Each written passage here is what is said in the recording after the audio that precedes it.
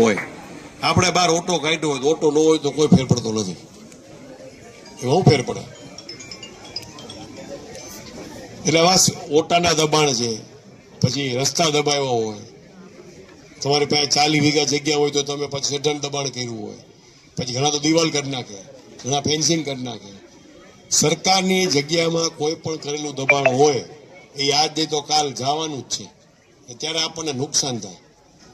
એને કરતાં આપણે આપણી બાઉન્ડ્રી વાળી હોય તો એમને એમ રે, કોઈ અડે નહીં.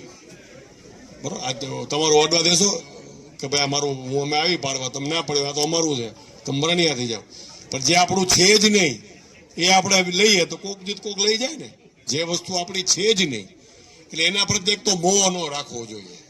આપણને ખબર છે કે આપણે દબાઈને બેઠા છે, આપણી નથી, એટલે એના પ્રત્યે બહુ મહત્વ રાખવું નહીં અને સ્વેચ્છાએ ખોલી નાખવું. અત્યારે તમને હું જાહેરમાં અમારા બધા અધિકારીઓ સૂચના આપું છું, ગોચરનું હોય, ગામતળનું હોય, સરકારી હોય, લોકોને નડતરરૂપ હોય એવા દબાણો ઝુંબેશ રાખીને દૂર કરો. અને આપણે સારો શબ્દ આપો કે અમને ગામમાં જે નડતર હતું એ અમે દૂર કરી છે. દબાણ દૂર કરતા નથી, પણ જે નડતર હોય ને એ આપણે દૂર કરી છે. બીજા જે કઈ વ્યક્તિગત પ્રશ્નો છે અમે સાંભળી જ લેશું. એવું નથી કે આ તો સામૂહિક હોય, જાહેરમાં સામૂહિક બાલા અમારે જોવા પડે, નિયમો જોવા પડે, એટલે એ અમે સોલ્વ કરાવશું. પણ તમારા આ જે સફાઈના, દબાણના, ગોચરના આપણે બધા પાકા ફોજદારી કરતા હોય છે. તમે આ ધામણે જ નહીં, આખો દેશ ગાયું આમ છે ને ગાયું રાષ્ટ્રીય પાણી જાહેર કરો ને ગાયું માટે આમ કરો. બોલવા વાળા છે ને એ ગોચરમાં દબાઈને બેઠા હશે ગેરંટી.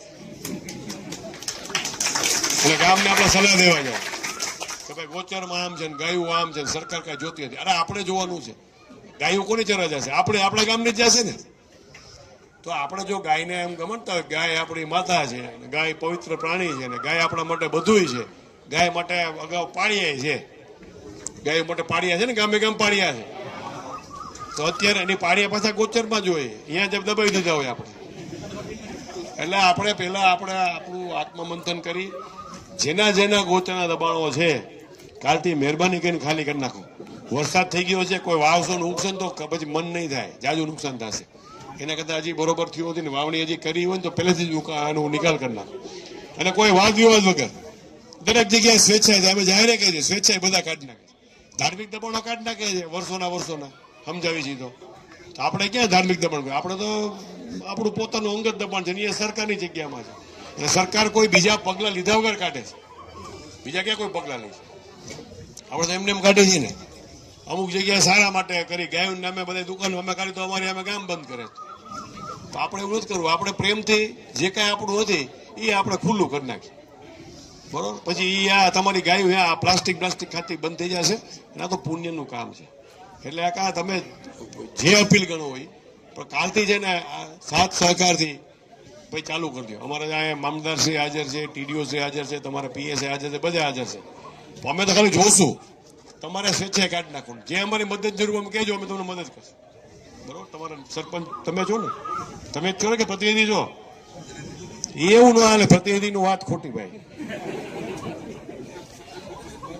સરકાર શું કામ કર્યું છે ભાઈ? આમાં વાતું આ ઓલા ગોચર જેવું છે, આમ વાતું કરી સ્ત્રી સશક્તિકરણ છે. સરપંચ પોતે આવીને બેસી જાય. મને પેલા ખબર નથી, બેનને બોલાને બેહાડત, કારણ કે એની જવાબદારી છે, પ્રથમ નાગરિક છે ગામના. ઝંડો તમે ફરકાવો કે બેન ફરકાવે છે? એને જ કહો 15 ઓગસ્ટ એવું નહીં હાલે પછી કે આવીને તમે ઉભા રહી જાઓ. એટલે આ કાલે ભાઈ પ્રથમ નાગરિક તરીકે બેનને હું અપીલ કરું છું, તમે કહેજો પ્રતિનિધિને કે ભાઈ આ કાલે આપણા ગામમાં ઝુંબેશના રૂપમાં સફાઈ, બધી જાતની સફાઈ, દબાણની સફાઈ, ગંદકીની સફાઈ, તમારા બંદર વિસ્તારમાં કચરો ભેગો થતો હતો એ નીતિ વિષયક બાબત નથી, આપણે પંચાયત જ સોલ્વ કરવાની, એ કરાવડાવો. મનરેગાના રોડ છે, 3 કિલોમીટરનો રોડ છે, મેં સૂચના આપી છે કે કટકા પાડી અને સ્ટેપ બાય સ્ટેપ કરાવશો થશે, બાકી તમારું આ નહીં થાય. તમારી એજન્સી ફિક્સ થાય એટલે તમે એને તમારી મર્યાદામાં જ આવતું એટલું કરશો તો તમારો રોડ પૂરો થઈ જશે, બરોબર? અને તમારા આને રેશિયોને પ્રશ્નો નહીં આવે.